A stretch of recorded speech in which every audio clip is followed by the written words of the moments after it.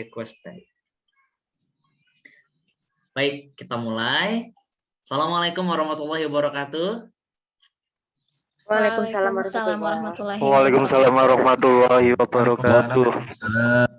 Selamat sore teman-teman semua. Terima kasih sudah hadir kembali dalam sesi sharing pada sore hari ini. Insya Allah sore hari ini kita akan belajar. Kita akan berdiskusi soal topik yang sangat menarik bagi kita sebagai seorang MC, yaitu tips menghadapi klien ekstra sulit. Dan alhamdulillah pada sore hari ini kita juga akan belajar banyak dengan salah seorang expert. Beliau alhamdulillah atas izin Allah melalui wasilahnya Bunda Fitri dipertemukan dengan kita semua. Beliau ada Bu Hanifah Hasna. Terima kasih Bu Hanifah Hasna yang sudah berkenan hadir sore hari ini berbagi dengan kita semua tentang sebuah topik yang kalau curhat tuh Bu ya, teman-teman MC curhat nih, sering nggak sih ketemu klien yang ditagih tuh tiba-tiba ngilang, klien yang tersebut rese ya, udah dikasih baik kok gini-gini terus. Jadi kalau soal klien tuh kita selalu banyak cerita nih Bu Iva. Jadi moga-moga topik sore hari ini bisa memberikan insight, pencerahan agar nanti kalau ketemu klien lagi yang ekstra sulit kita tahu cara menanganinya. Karena sejatinya sama-sama manusia, jadi tinggal tahu belajar ilmu manusianya sendiri. Saya juga ucapkan terima kasih untuk Bunda Fitri dan teman-teman semua yang sudah hadir ya, teman-teman Smart MC yang dari Bandung, ada Dadung, ada Teh Cihuy Sofiani, ada Bu Nurmal dan juga teman-teman dari luar Bandung, Bekasi, Jakarta, dari Tarakan ada, Sulawesi, Sumatera, dari Batang, Jateng, oke. Terima kasih banyak teman-teman semua yang sudah bergabung. Kita akan langsung belajar banyak. Untuk itu kita akan langsung awali saja agar sesi kita dalam rangka ngabuburit, belajar juga bisa penuh keberkahan. Kita awali dengan berdoa bersama terlebih dahulu. Berdoa disilakan.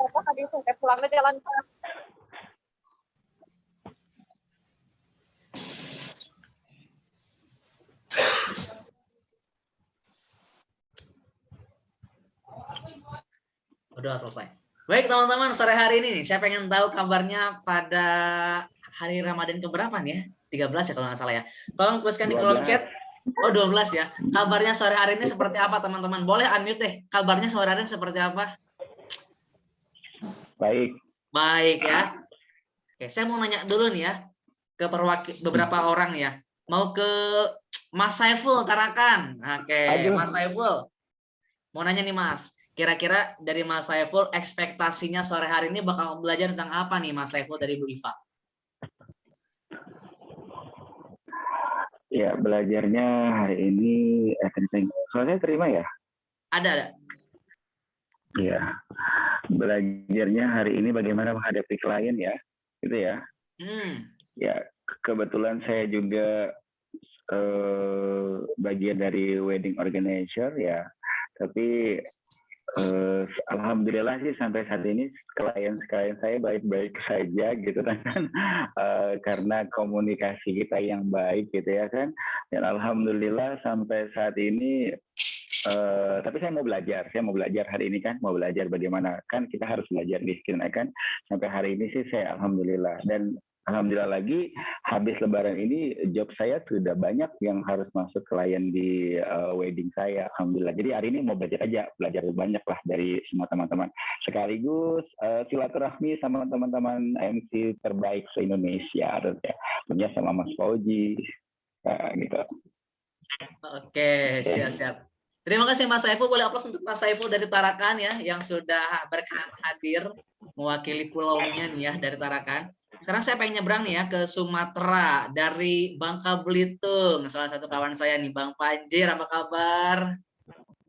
Assalamualaikum. Waalaikumsalam Kang Dadan. Bang Panjir, oke saya mau nanya dulu ya ke Bangka Belitung ya. Boleh berbagi cerita kira-kira sore hari ini apa sih yang ingin Kang Panjir pelajari dari Bu Iva terkait dengan menghadapi klien yang ekstra sulit? Untuk hari ini perkenalkan, nama saya Panjir. Ada kan suara saya kan? Aman. Oke, siap. Mungkin yang dipelajarin hari ini ya salah satunya ada juga kendala sih, kemarin sempat sebelum masuk di kelas Ganesha juga, saya sempat juga ada salah satu ya klien yang memang sebenarnya apa ya, susahnya itu bukan dari kendala untuk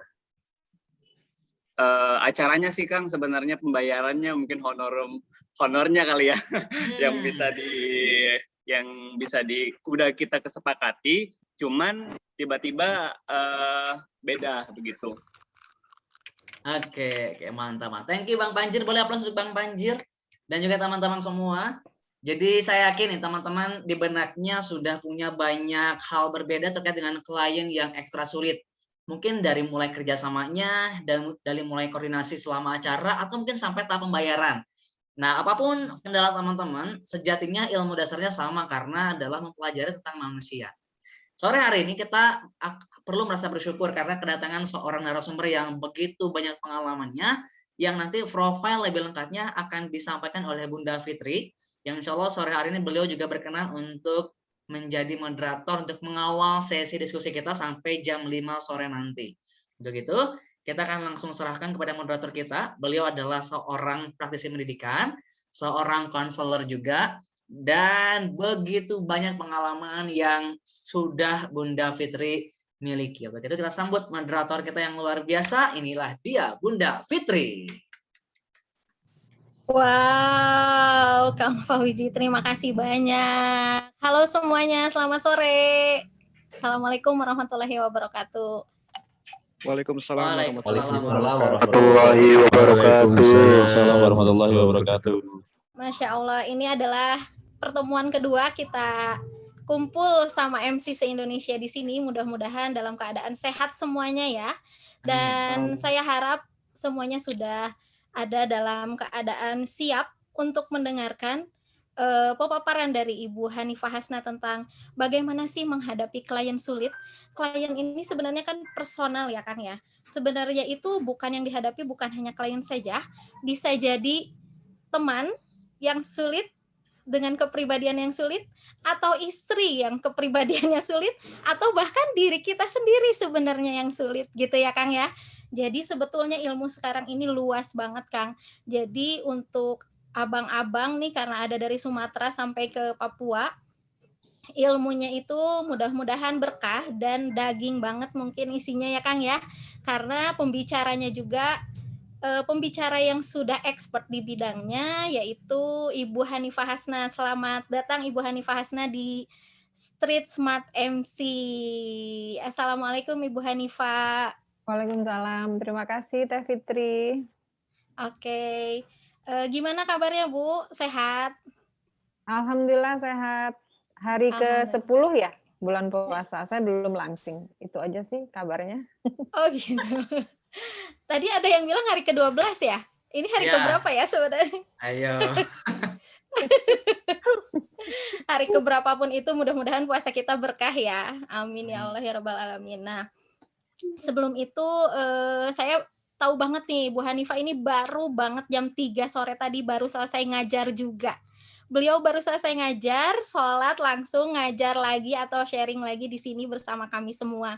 Mudah-mudahan ilmunya berkah ya Bu ya, dan jadi wasilah untuk kita semua jadi ilmu yang bermanfaat. Amin ya Rabbal Alamin. Nah sebelum itu tak kenal maka ta'aruf. Kita mau bacakan dulu CV-nya Ibu Hanifah Hasna. Silahkan Kang, mohon di-share.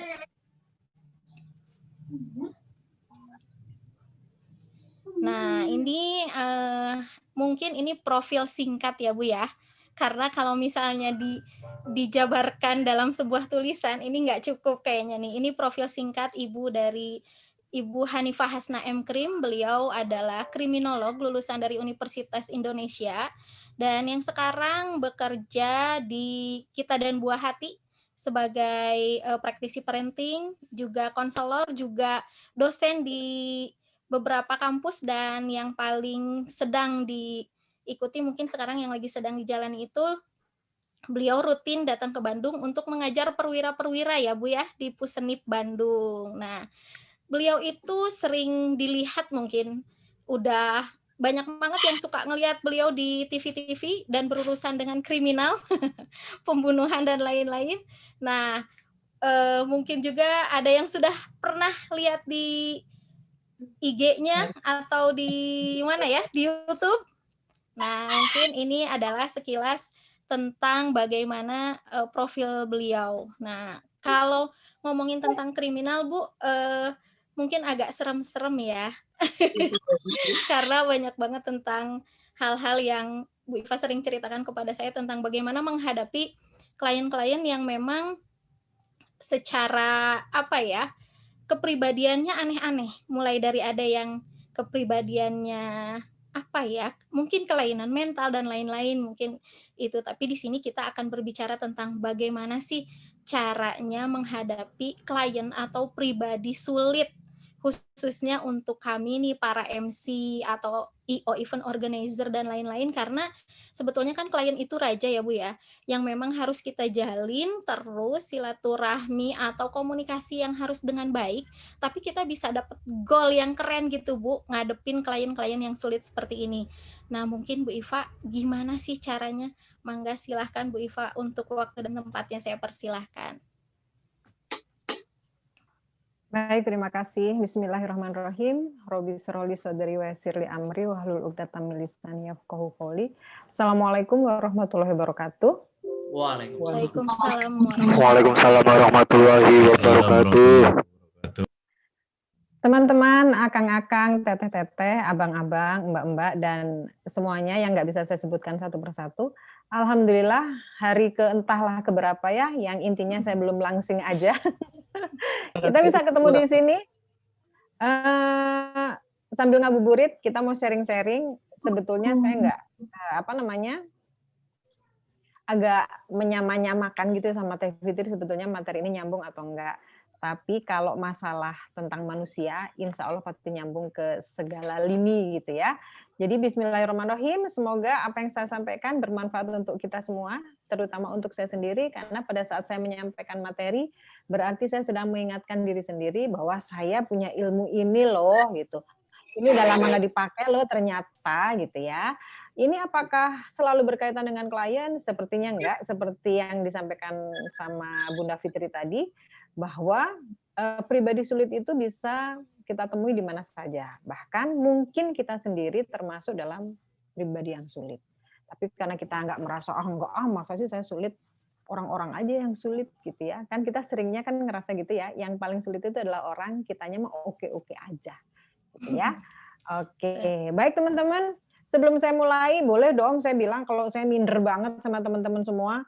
Ini MC loh, se-Indonesia loh, apalah Iva ini gitu ya. Yang ini udah terbiasa cas-cis-cus di mana-mana. Yang ngomongnya aja nggak pakai gitu ya. Yang ngomongnya walaupun panjang lebar, nggak blank gitu. Sementara saya ini udah ngeblank. Aduh tadi mau ngomong apa, apalagi seorang perempuan. Yang ngomongnya kemana-mana. Tadinya mau ngomong apa, di tengah-tengah ke distract apa, jadi ngomong apa. Gitu ya. Jadi teman-teman kalau nanti saya nggak secas-cis itu teman-teman, jangan diketawain ya. Namanya juga belajar. Siap. Gitu. Oke. Baik teman-teman, sudah bisa saya share screen-nya? Bisa ya? Bisa Bu, bisa. Oke, sebentar. Mana tadi? Loh, kok ini? Bentar ya.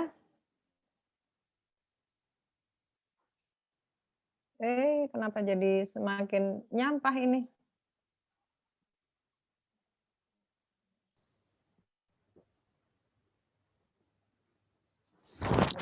Bentar.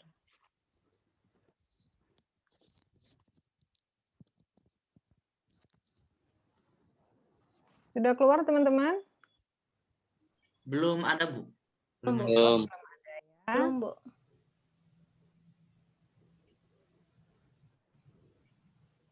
Masih whiteboard nih yang muncul Bu. Iya, sorry.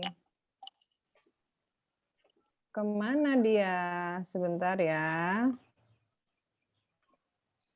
Sepertinya laptopnya lelah. Belum ngajar ya. Oke. Laptopnya kalau bisa teriak-teriak, dia teriak-teriak gitu. Nah, sudah. Oke, baik teman-teman. Mungkin Bu. Sudah? Oh iya, sepertinya ikutan puasa ya. Baik teman-teman, menghadapi orang sulit di sekitar kita, baik itu klien, suami, istri, anak-anak, atau kita sendiri ya. Sebelum kita mulai, saya kepengen tahu dong, menurut teman-teman, orang yang sulit itu seperti apa sih? Jangan ada yang bilang yang nggak punya duit ya. Orang sulit menurut teman-teman apa? Silakan ditulis di kolom chat. Ya, saya kepengen tahu tuh. Ya, boleh. Ayo Ayo semuanya, teman-teman, teman-teman. silakan. Orang sulit yang kayak gimana sih? Oh, Ya. kalau tanggal tua nih, orang-orang pada sulit semua nih, Bu Iva, gitu. Orang yang kayak banget gitu. Oh, orang yang pemalu banget. Apa sih yang sulit itu yang kayak gimana sih?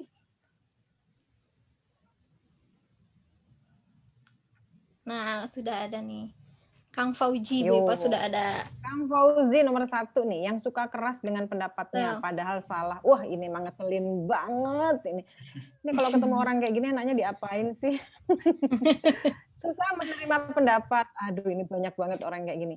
Orang sulit adalah orang yang kurang memahami kita. Oke. Susah diajak kompromi. Orang pelit, iya betul. Oh, sulit juga ya itu ya, pelit ya. Nggak kooperatif, susah diajak kerjasama. Sulit diajak komunikasi, tidak kooperatif. Terus apa lagi? Yang kalau janji diingkari, orangnya egois. Waduh. Orang sulit yang diskusi malah ngotot. Waduh, ini kayaknya ngeselin banget ya. Katanya ngajak diskusi, malah dia yang ngotot. Maunya apa gitu? Nggak gitu mainnya, nggak usah ngotot, biasa aja gitu. Susah diajak ngomong, mungkin enaknya diajak pencak silat ini. Cenderung keras kepala, merasa paling benar. Aduh, ini kayaknya susah semua ya. Ada yang lain? Ada nggak yang mau bilang orang sulit itu orangnya yang iya aja? Saya Bisa, pokoknya Bu. nurut deh gitu. Kita mau apa nih? Acara kita mau dibikin tema apa? Terserah deh. Ya terserah itu kayak apa aja lah. Betul. Saya manut gitu. Itu terlalu sulit nggak sih? Sulit, Iya, benar sulit juga. Sulit. Atau orang yang gini, saya mah pokoknya nggak mau ngapa-ngapain, pokoknya saya serahin sama situ semuanya gitu. Terus pas udah kita bikin ternyata salah. Ya betul. Iya, sulit betul. Sulit banget. Sulit juga ya. Oke. Justru itu Terus yang kayak paling gini, sulit. Padahal yang paling terasa orang sulit itu yang sotoy gitu ya. Ih, orang ini sotoy banget sih, ngeselin banget. Gitu ya. Ya enggak? Udah ada lagi? Udah habis? Oke, kalau udah habis. Ternyata kebanyakan di sini apa aja Teh Fitri? Keras kepala, merasa paling benar. Susah diajak komunikasi. Susah diajak komunikasi, ini enaknya diajak pencak silat ya. Oke, orang-orang kayak gini mau diapain sih enaknya gitu. Sementara kita ini kan pelayan ya. Yang namanya pelayan kan bisa melayani kan. Jadi sesulit apapun sebetulnya yang kita hadapi adalah perilakunya, bukan orangnya. Orangnya malah gitulah, kita juga kadang juga sulit ya di kondisi-kondisi tertentu. Jangan-jangan kita sulit. Misalnya nih, kita kalau tanggal tua atau nggak punya duit, kita mendadak menjadi orang yang sulit diajak kompromi. Ya nggak teman-teman? Ya enggak. Oke, yuk kita mulai ya.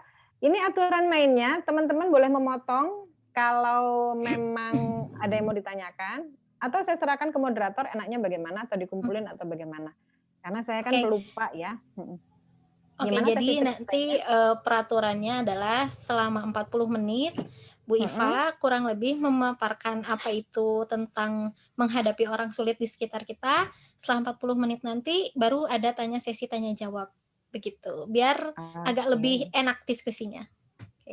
Oke, baik. Oke, saya mulai ya teman-teman ya, 40 menit dari sekarang. Kita mulai nih. Siapa sih sebetulnya orang sulit itu? Ini ada 3 slide, itu dasar banget. Mau saya sampaikan, saya mah pengen menyampaikan, pokoknya mau diterima atau enggak, saya mah ngotot aja. Pokoknya saya sekarang lagi kepengen jadi orang sulit gitu ya. Yang pertama adalah, nih, coba lihat nih. Semua orang bisa menjadi orang sulit di masa-masa tertentu dalam hidupnya. Artinya, kita ini termasuk kan dalam waktu tertentu. Kadang kita, teman-teman merasa nggak kalau kita tuh on off? Kadang baik, kadang enggak. Kadang sabar, kadang enggak. Ngerasa nggak? Ya, ngerasa. Padahal pada banget. saat kita lagi nggak oke, kita harus berhadapan sama orang. Kita lagi PMS nih, yang perempuan nih, kita berhadapan dengan orang. Yang awalnya kita itu baik, yang awalnya kita sabar, ternyata kita jadi pihak yang ngeyel. Jadi gini, nanti MC itu saya kasih waktu untuk pembukaan itu 2 menit. Nggak bisa dong, Bu. Saya 2 menit itu belum ngomong apa-apa. Misalnya gitu. Ternyata yang punya hajat atau yang punya acara lebih gampang daripada MC-nya. Ya nggak? Berarti siapapun bisa menjadi pribadi yang sulit. Nah, orang sulit ini ada di mana-mana. Artinya bukan hanya sekedar klien. Berarti ada di sekitar kita. Mungkin kita sekarang sebetulnya adalah orang dengan pribadi sulit. Tetapi tidak sulit lagi karena kita sudah terbentuk oleh lingkungan. Ya enggak? Nah, mungkin kita termasuk salah satunya. Gitu. Oke, kita lanjutkan.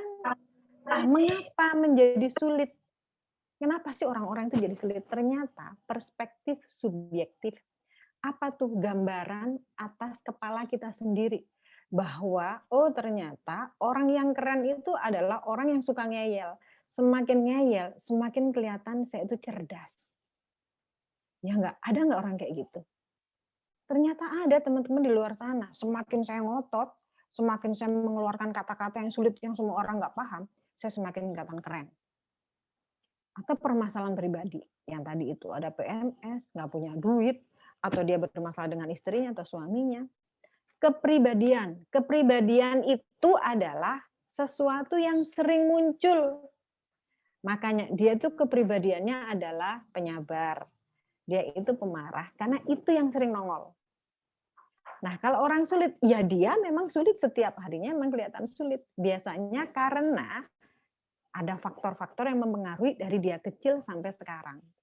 Pengalaman buruk, apa tuh? Bisa pengasuhan, bisa interaksi sosial, bisa dengan lingkungan, yang ini ada jawabannya nanti di bawah.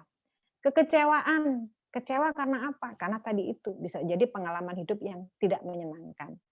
Tidak suka dengan Anda, sehingga dia berbelit-belit. Ternyata ada alasan pribadi sehingga orang itu menjadi pribadi yang sulit. Tidak suka dengan ide Anda. Jadi dia ngotot aja, orang nggak suka kok. Padahal kan yang namanya bertukar pikiran itu antara si A dan si B, biasanya nggak sama. Kita mencari yang sama yang mana. Standar yang tinggi, biasanya apa nih teman-teman? Kalau kita ketemu sama klien-klien yang pejabat, atau artis, atau merasa udah wow banget, sehingga dia merasa, lu siapa sih? Gitu ya. Jadi standarku tinggi karena aku udah biasa pakai MC-nya itu Indra Bekti. Aku biasa pakai MC siapa ya? MC itu siapa sih? Aku udah biasa pakai Desta gitu ya. Sama seperti di dunia psikologi atau di dunia konselor. Saya kemarin udah konseling di Bu Eli Risman loh, kayak gitu. Jadi dia merasa bahwa dia biasa sudah berada di standar tinggi sehingga dia melecehkan kita atau merendahkan kita. Gitu. Oke, nah siapapun orang sulit itu, yang kita lihat adalah sisi sulitnya. Ya. Jadi, yang kita lihat adalah perilakunya dari penampakan yang menunjukkan kesulitan di kita gitu ya. Tapi kita tetap harus bisa mengatasinya. Gitu. Oke. Nah, perilaku itu apa sih? Perilaku itu yang ditunjukkan dengan perkataan dan apa yang dia lakukan. Harus sama nih. Ngomongnya sih oke, tapi dia bohong, berarti perilakunya negatif. Gitu ya. Oke. Ini 3 slide ini, slide dasar banget. Nah, perilaku itu, faktor pendorongnya itu adalah dari internal dan eksternal. Internal itu teman-teman, yang pertama, kalau internal itu kan gini, nggak ada pengaruh apapun, dia berperilaku buruk, ya karena udah ada dari dalam. Apa tuh faktornya? Yang pertama adalah jenis kelamin. Perilaku buruk antara laki-laki dan perempuan itu berbeda. Kalau laki-laki mungkin bisa membanting mic, atau membanting pintu, atau marah dengan kata-kata yang tegas, atau kata-kata yang kasar. Tapi kalau perempuan biasanya nyerocos panjang lebar dan ngomong di belakang. Ya, jadi kalau intern itu atau internal itu nggak pakai dipengaruhi orang lain, dia bisa menjadi pribadi yang negatif dari dirinya sendiri. Yang pertama, jenis kelamin. Yang kedua, usia. Di masing-masing usia itu ada perilaku nggak baiknya. Usia belasan sama usia puluhan, 26, 27, perilaku negatifnya itu berbeda. Ya, kalau yang masih muda mungkin emosinya sangat meledak-ledak. Tapi kalau yang sudah di usia 26 sekian atau 30 sekian atau 40 sekian harusnya berbeda. Pada saat orang itu sudah di usia yang lebih matang, tapi dia perilakunya buruk seperti anak yang masih kecil, berarti dia punya trauma masa lalu. Dari mana? Dari eksternalnya nanti saya sampaikan. Yang ketiga apa? Kan yang pertama adalah jenis kelamin, yang kedua usia, yang ketiga adalah IQ atau struktur dalam otaknya. Kalau orang dengan struktur otak yang sudah salah, pemberiannya salah, apa ya, bukan salah ya, dikasih Allahnya sudah seperti itu, biasanya cara berpikirnya berbeda dengan orang-orang yang dengan struktur otak yang normal. Sehingga dia cenderung ada perilaku yang nggak pas gitu. Kenapa nggak pas? Dibilang nggak pas atau abnormal itu karena berbeda dengan orang yang normal. Misalnya dari 10 orang itu 8 orang suka senyum, dia manyun, berarti dia abnormal. Gitu. Jadi tiga itu teman-teman ya, faktor internalnya. Nah, yang eksternalnya apa? Yang pertama itu pengasuhan. Dia diasuh dengan cara apa?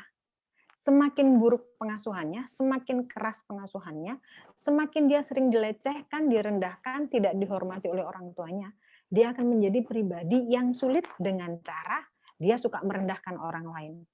Atau anak yang sering dibilang begini, udah nurut aja, akhirnya dia selalu bilang iya kepada siapapun. Padahal semakin sering bilang iya, semakin banyak yang tidak dia kerjakan. Bahkan dari 10 iya, yang dikerjakan mungkin cuma 4, maksimal 6. Selebihnya nggak dia kerjakan, karena kebanyakan iya. Jadi teman-teman coba ngaca sama diri sendiri. Saya ini termasuk yang mana sih? Gitu ya. Habis pengasuhan, yang kedua adalah sekolah atau pembentukan karakter. Karena pembentukan karakter sejauh ini kan di sekolah ya. Nah, sekolah itu kebanyakan, bukan kebanyakan ya, kalau sekolahnya Teh Fitri mah udah berhasil lah ya.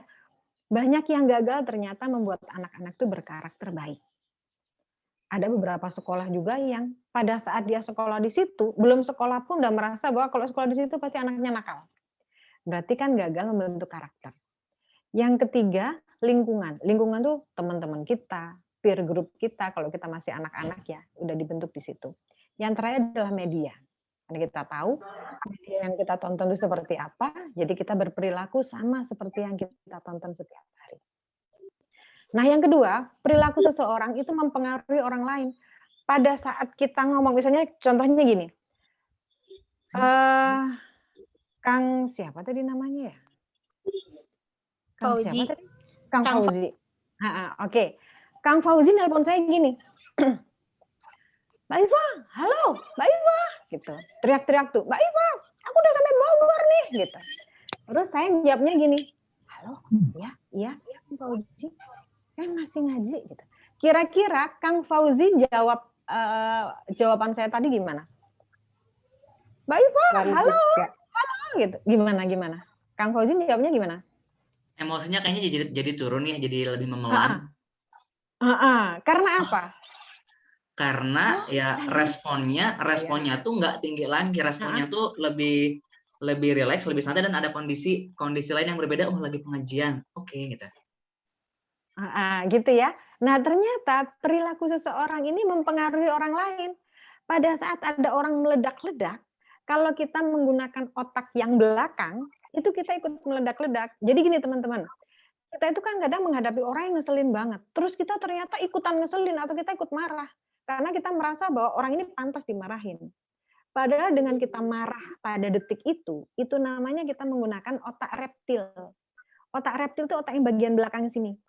Jadi kita itu kalau berpikir menggunakan tiga belahan otak. Yang pertama otak reptil, yang kedua mamalia atau limbik, yang terakhir ini otak manusia. Nah, yang belakang ini, yang namanya reptil, itu hidupnya cuma mau bertahan hidup, makan, minum, berhubungan intim, dan bertarung. Makanya kalau ada orang yang ngeselin, kita ikutan menyerang. Karena kita menggunakan otak yang reptil. Nah, kalau kita naikin ke yang bagian tengah ini, namanya limbik atau otak mamalia, ini otak kasih sayang. Yang kalau kita gunakan otak itu, kita jadi sering baper. Ini otak ini tempatnya jatuh cinta, sayang, kangen, rindu. Pokoknya ada di sini semua. Pokoknya yang berhubungan dengan perasaan.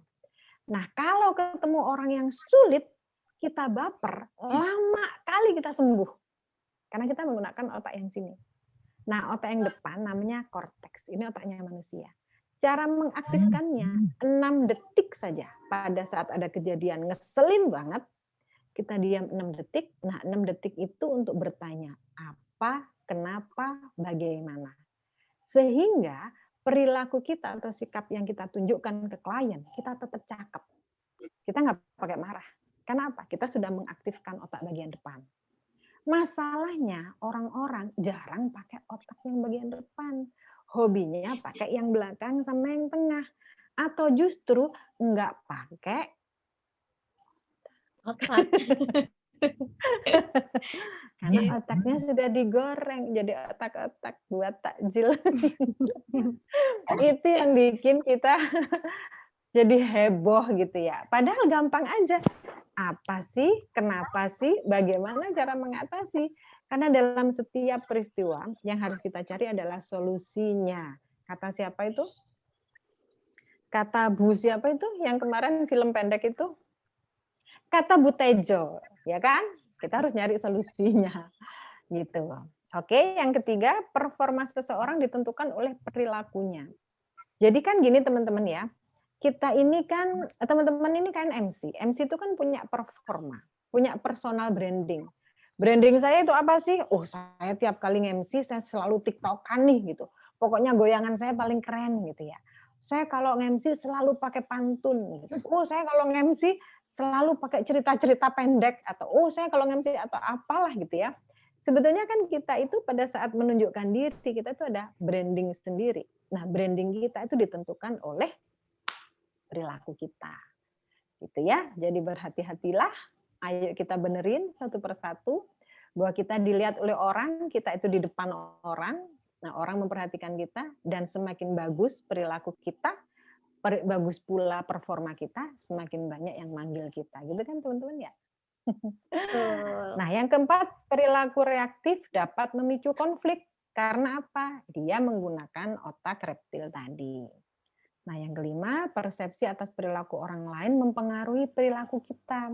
Jadi kadang teman-teman ya, pada saat ada teman cerita, misalnya Teh Fitri bilang gini, tahu nggak Bu Iva, si Kang itu orangnya galak banget, dia itu meledak-ledak, dia tuh kata-katanya kasar banget. Padahal saya nggak kenal.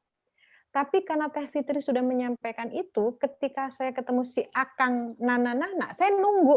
Mana sih ngomong kasarnya? Oh iya, ini kayaknya mau ngomong kasar nih. Oh iya, ini kayaknya dia mau galak. Gitu ya. Jadi kadang yang disampaikan oleh orang itu mengkonstruksikan cara berpikir kita tentang orang itu. Nah, perilaku menentukan kontrol atas situasi. Yang ketujuh, perilaku bisa dilatih dan diperbaiki. Jadi masing-masing dari kita pasti ada yang keliru, nggak ada orang yang sempurna, kita perbaiki bareng-bareng. Oke. Nah, ini dia orang sulitnya ternyata. Oke, ada yang orang sok tahu, segalanya tahu. Orang yang pasif itu ternyata termasuk orang yang sulit. Diktator yang ketiga. Yang keempat, yes people, yang iya-iya aja.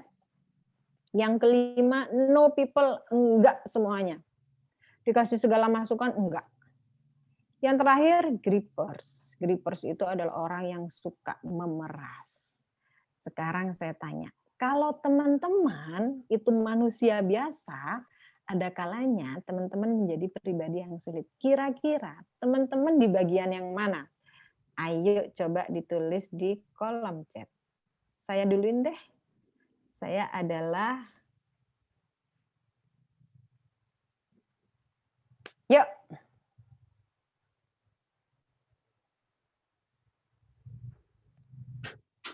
Saya juga kayaknya yang iya-iya aja deh. Iya-iya aja. Ada yang pasif. Ayo, apalagi? Apa aja iya nggak dikerjain. Ah, itu mah saya banget. Ternyata yang yes banyak banget ya. Ayo, yes. Pasif sama yes. Ada Mas Fauzi pasif.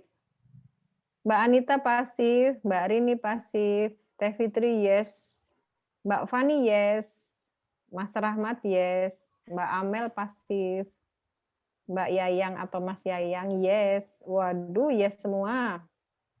Pasif sama yes. Waduh, udahlah pasif ditambah yes lagi.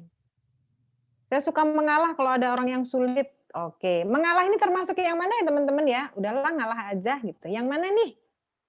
Kayaknya yang Yang iya mana, iya Teh? aja kayaknya. Oh iya iya aja. Kata Mbak Retno, yes daripada benjol. Oke, ada lagi? Udah ya, yuk kita lihat. Nih, si sudah tahu alias si sotoy. Aduh, ini mah ngeselin banget orang kayak begini. Oke, orangnya biasanya argumentatif alias ngeyelan. Waduh, pokoknya panjang lah penjelasannya. Merendahkan pengetahuan orang lain. Ah, saya mah nggak begitu. Setahu saya sih, gitu. Ngomongnya setahu saya, tapi merendahkan banget. Mengoreksi dengan berkata, ya sebenarnya sih saya ini gitu. Berkelit saat keliru. Pokoknya dia itu kedudukannya di atas malaikat, di bawah Tuhan. Dia nggak pernah salah, ya. Berpusat pada diri sendiri atau ego inflated. Ego inflated itu ya, ciri-cirinya. Mau dikasih tahu nggak teman-teman? Mau dikasih tahu nggak? Mau? Mau. Teh, mau. Oke. Ego inflated itu ya. Ih, kok mauan sih? Ini tandanya, tanda-tandanya yes people tadi ya. Betul, ternyata ini sudah terbukti. Serba tahu. Itu loh gambarnya tahu loh teman-teman. Jadi bermacam-macam tahu.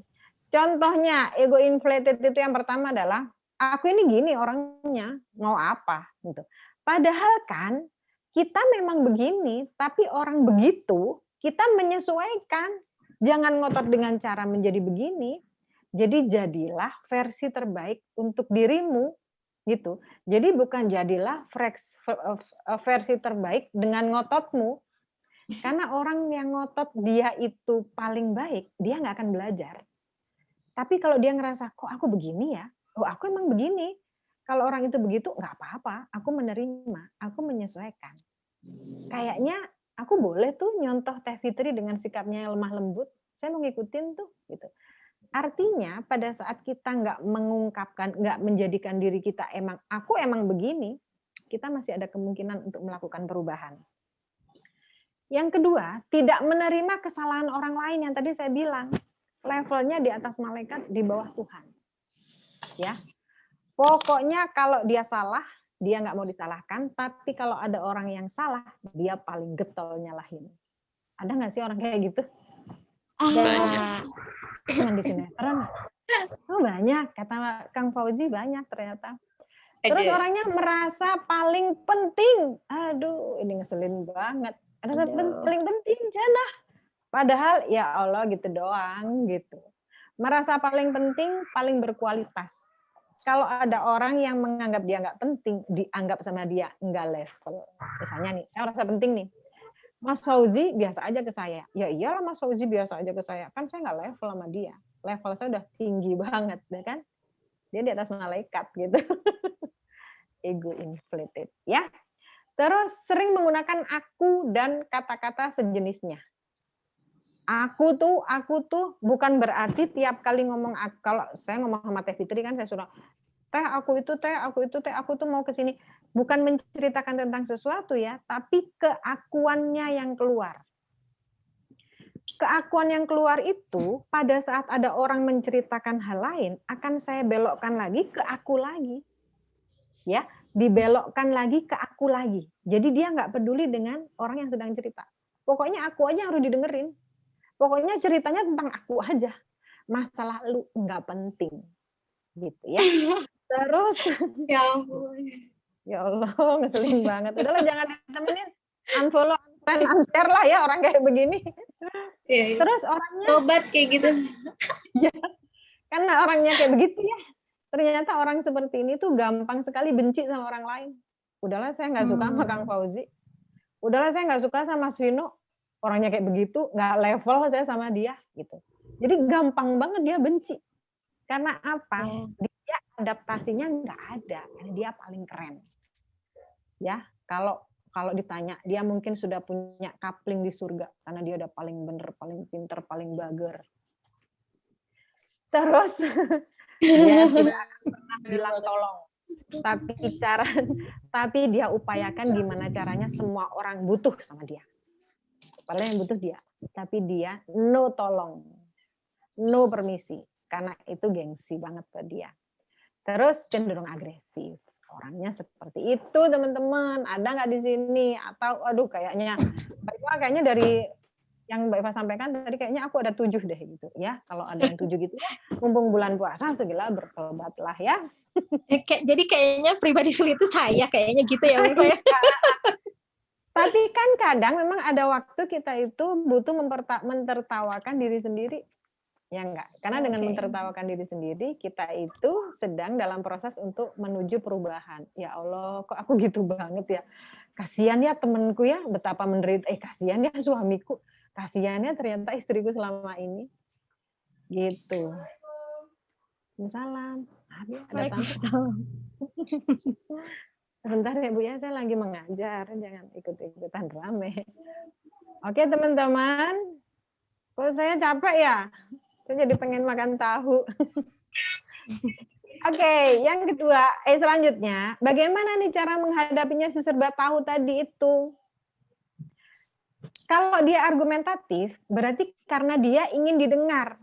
Jadi kalau teman-teman ketemu klien seperti itu, dia ngoceh terus, yang langsung teman-teman pikirkan adalah, oke, aku siapin kuping. Mau berapa lama dia ngoceh? Siapin aja waktunya. Oh gitu, Bu. Oh gitu, Pak. Oh, oke. Wah, seru banget ya. Oh, sedih banget gitu. Jadi teman-teman harus bisa berdrama nih. Orang ini lagi pengen didengar. Nggak lama kok. Dari teman-teman bisa mendengar dan bisa menjadi cermin dari apa yang dia sampaikan, orang itu udah takjub ke kita. Oh, orang ini mau dengerin aku. Mungkin pada saat dia kecil atau remajanya, jarang didengarkan oleh orang tuanya. Makanya dia pengen pidato. Gitu ya. Jadi kalau dia ngocehnya kebanyakan, kita tinggal AU aja. Oh gitu, Bu. Oh, wah keren banget. Hebat sekali, Bu. Nah, ini drama banget kan? Biarin aja teman-teman. Kalau nggak dapet job kita. Ya. Nih, kalau orangnya suka merendahkan, itu dia merasa lebih menguasai. Nanti ya caranya bagaimana nanti kita lihat di sebelah. Orang yang suka mengoreksi agar terlihat lebih berpengalaman, lebih cerdas, lebih oke, lebih pinter. Dengerin aja. Pokoknya ini nih kuncinya. Dengerin aja dulu. Kalau orangnya suka berkelit, agar tidak kelihatan salah. Gimana caranya? Nanti di sebelah. Berpusat pada diri sendiri, cemas karena dia merasa tidak dianggap penting. Pemikirannya harus diterima karena apa? Karena tidak ingin kalah. Jadi bagaimana cara menghadapinya? Dengerin aja. Tapi jangan keluar jalur. Kalau dia udah ngomong yang lain, saya itu ya zaman saya ditambang dulu, saya itu penghasilan saya. Oh maaf Pak, kita balik lagi ke ini ya Pak ya. Jadi durasinya pada saat saya membicarakan atau menyampaikan ini berapa lama gitu. Ya, karena kalau enggak ngomongnya panjang-panjang karena sebetulnya dia butuh panggung, dia butuh orang yang mau mendengarkan kita. Berikan komplimen. Apa tuh? Wah, Bapak emang keren banget. Wah, Ibu oke banget. Luar biasa. Gitu. Orang kayak gini seneng banget dipuji. Ya, karena dia waktu kecilnya sekarang dapat pujian. Iya, benar. Emang Mbak ini mah keren banget. Betul, emang seperti itu. Jadi kita emang harus jago drama kan. Manjakan mereka sedikit. Dengan cara apa? Dengan kata-kata yang manis tadi itu. Karena kebutuhan dia emang itu. Tapi kalau dia berargumen, kita juga berargumen. Oh nggak bisa Pak, saya kemarin pengalaman saya di tempat sana, itu prosesnya harus begini. Oh ngamuk dia. Gitu. Jadi nggak bisa ditandingi, didengerin aja dulu. Nanti kalau dia udah jatuh cinta sama kita mau ngomong apa aja, dia mau dengerin. Tapi yang penting dia jatuh cinta dulu sama kita. Dengan cara apa? Didengar, karena orang ini pas kecilnya nggak pernah didengerin sama bapaknya, nggak pernah didengerin sama ibunya. Baru ngomong, kamu ya, apa tadi ngapain? Mama sudah bilang apa? Nggak nurut ya? Gitu. Dia kesel gitu, makanya pas gede dia ngerasa sukses, dia jadi tahu. Oke, sekarang si pasif. Tidak berharap banyak pada diri sendiri. Aku mah apa? Aku mah butiran debu. kalau aku mah butiran saffron gitu ya. Butiran saffron mah mahal ya. Iya, betul. Jadi jangan bilang butiran debu, butiran saffron. Sukses adalah karena nasib baik. Ini mah karena beruntung. Kok kayaknya nggak ada usaha-usahanya sama sekali, padahal dia udah berupaya. Artinya apa teman-teman? Pada saat dia merasa segala kesuksesan itu hanya karena nasib baik, berarti kan dia tidak menghormati diri sendiri. Ya enggak? Bahwa dia sudah berupaya, dia sudah berusaha, dia sudah begadang. Ini mah karena nasib baik doang, ini saya kayak begini. Gitu ya. Sungkan untuk bicara, diem aja. Nggak enak ngomong, ntar dikiranya gitu. Nah, ini juga nggak mungkin ujug-ujug jadi seperti ini. Ini pasti bentukan dari masa lalu.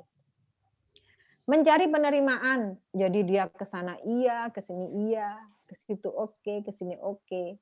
Bahkan kadang jadi sering menjadi agak-agak bermuka berapa gitu ya. Selalu mendahulukan orang lain dan sulit berkomitmen. Karena dia malas banget untuk melakukan atau melakukan komitmen yang sudah dia lakukan.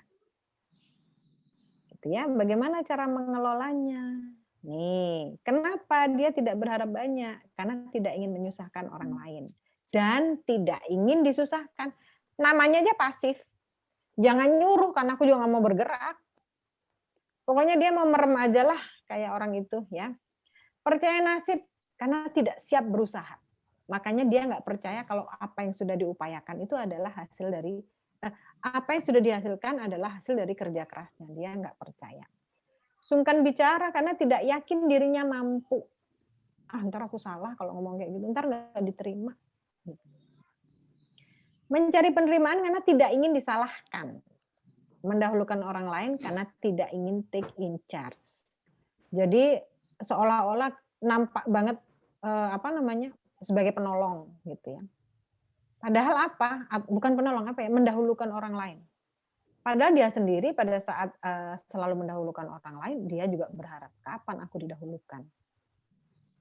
Sulit berkomitmen karena tidak ingin ditagih. Namanya juga orang pasif, orang pengen rebahan doang. Nggak mau kan ditagih. Nah, caranya bagaimana menghadapi orang seperti ini? Harus dikasih target spesifik dan realistis. Jadi, yang cara mendengar tadi nggak cocok untuk orang yang pasif. Ya udah cerita aja, aku dengerin. Dia nggak mau cerita, dia mau diem aja, orang dia mau rebahan doang. Nah, orang seperti ini harus dikasih target. Targetnya adalah, teman-teman, ini teman-teman ini banyak yang pasif nih ternyata. Ayo, target kita adalah ini. Oke. Nggak oke kayaknya. Oh, ternyata selain dia pasif, dia ternyata juga yes people. Iya, ternyata nggak beres. Berarti harus ada hukuman. Apa sih? Bukan hukuman. Bahasa selain hukuman apa ya? Kesepakatan lain. Kesepakatan lain. Kesepakatan lain. Kalau misalnya proyek kita harus kita selesaikan tanggal 20, ternyata sampai tanggal 20 belum beres, apa yang harus kita lakukan? Kesepakatannya seperti apa? Itu karena orang pasif ini tidak akan bisa melakukan dengan upayanya sendiri. Puji upayanya saat berhasil. Kenapa harus dipuji? Karena dia butuh pujian. Ini ada hubungannya dengan ini. Dia tidak yakin dirinya mampu. Pada saat dipuji pertama kali dia gini, lebay, enggak, aku mah enggak kayak gitu. Tapi dia itu berbahagia loh. Dia berbunga-bunga dengan pujian orang. Nah, sebetulnya dia butuh itu. Mungkin pada saat dia masih kanak-kanak, pada saat dia punya prestasi, orang tuanya bilang gini, biasa aja. Mama, aku dapat matematika, aku dapat 8. Mama dulu nggak pernah dapat 8, dapat 10 terus gitu. Jadi atau dibandingkan dengan orang lain sehingga dia haus akan pujian. Jadi dipuji itu menjadi sesuatu yang sangat menyenangkan. Nah, dukung dengan respon yang minim karena semakin banyak kita merespon, semakin dia menarik diri.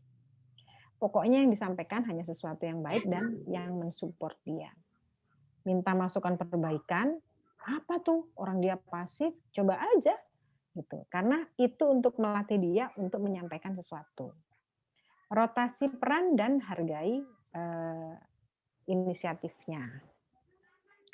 Gitu ya teman-teman ya. Sampai sini ada pertanyaan?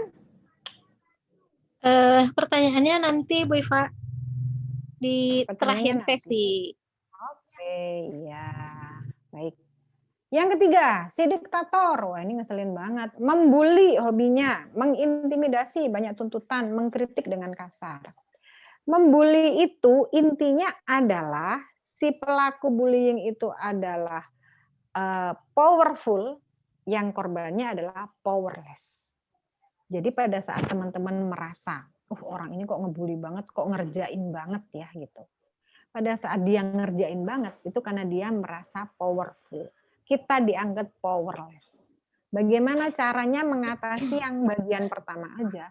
Kita harus menaikkan power kita, biar kita nggak dianggap tidak punya power. Gitu ya.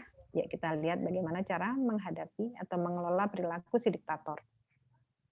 Biasanya orang yang suka membuli, merendahkan, menyakiti, itu pelampiasan karena dulunya dia pernah dibully atau dia itu sebagai korban. Orang yang suka mengintimidasi itu karena puas mendapatkan penyaluran ketika menekan orang lain. Kenapa? Trauma lagi dia pasti, gitu ya. Orang yang banyak tuntutan ingin membuktikan memiliki daya kendali. Saya itu levelnya udah tinggi dong, saya kepengen punya ini itu, saya punya uang banyak dong, jadi saya harus menentukan ini bentuknya seperti apa. Mengkritik dengan kasar itu menegaskan personal brandingnya dia seperti apa. Padahal dengan dia menunjukkan sesuatu yang kasar, berarti personal brandingnya negatif. Tapi dia belum paham itu. Mungkin dia belum belajar sama saya. Nanti orang-orang kayak gitu suruh belajar sama saya, Kang ya. Bisa hubungi saya. Bisa hubungin Teh Fitri. Nah, tidak menghalangi jalannya. Apa nih? Biarin aja dia ngomong sepuasnya, tetapi kita tidak masuk dalam perangkapnya. Dengarkan kisah suksesnya, karena orang yang suka membuli itu sebetulnya adalah orang yang butuh panggung banget. Berikan pujian atau apresiasi, beri performa yang lebih. Ada kalanya bersabarlah karena ia sedang menguji siapa yang tahan. Namanya juga pembuli, ayo kuat-kuatan nama siapa. Tapi karena ini, kita kalau berhubungan dengan pekerjaan, kita ini sedang mau mencari pekerjaan, ya kita harus punya personal branding yang oke. Saya adalah pelayan, saya adalah menjual jasa, saya akan bersikap baik. Karena yang dilihat adalah itu. Gitu teman-teman ya. Karena pada dasarnya nggak ada MC yang mahal banget, yang paling oke itu nggak ada. Konselor yang paling oke nggak ada. Bahkan dokter yang paling oke nggak ada. Yang ada adalah dokter, konselor, MC yang cocok. Ya nggak? Cocok itu karena apa? Bisa jadi karena komunikasi oke. Oh cocok karena mahal, ya itu berarti cocok sama keuangannya. Tapi kalau kita belum mampu menjadi orang yang mahal banget, kita nggak bisa nih, saya ini nggak bisa nih dapat klien yang menteri gitu.